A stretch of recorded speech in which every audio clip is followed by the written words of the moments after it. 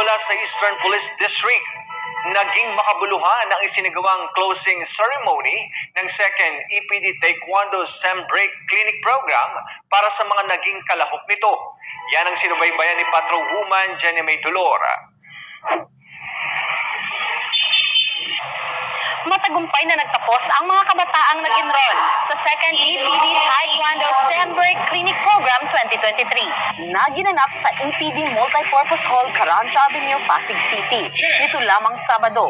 Ito ay may temang Bida Ako laban sa iligal na droga at terorismo. Ang nasabing aktibidad ay dinaluhan at pinasinayaan ni retired Police Major General Roberto B. Fajardo bilang siyang panauhing pandangal, kasama si Police Brigadier General Wilson C. Asueta, District Director ng EPD, Police Colonel Jonathan G. Calixto, Chief District Directorial Staff at iba pang mga opisyales ng EPD.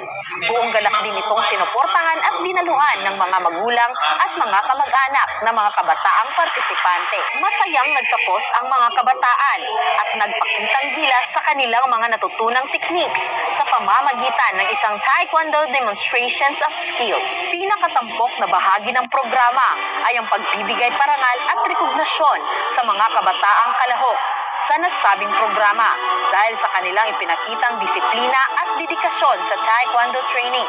Napakagandang programang itong ginawa ng Eastern Police District para sa mga kabataan.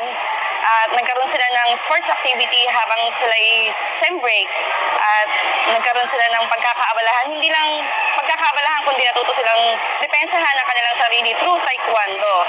Sana magtuloy-tuloy pa itong programang ito dahil napakaganda nito. Natuwa naman si retired Police Major General Roberto B. Fajardo sa ipinakitang husay ng mga kabataan sa Taekwondo.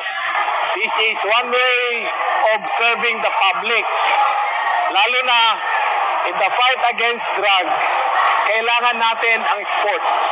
At pwede natin magamit ito para maiwasan ng kabataan yung drugs.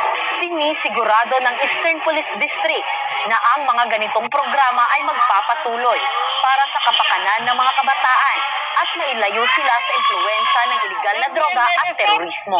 Mula dito sa Eastern Police District, ako po inyong PNN correspondent, Patrolwoman Jenny Dolor, alagad ng batas, tagataguyod ng Balitang Pulis.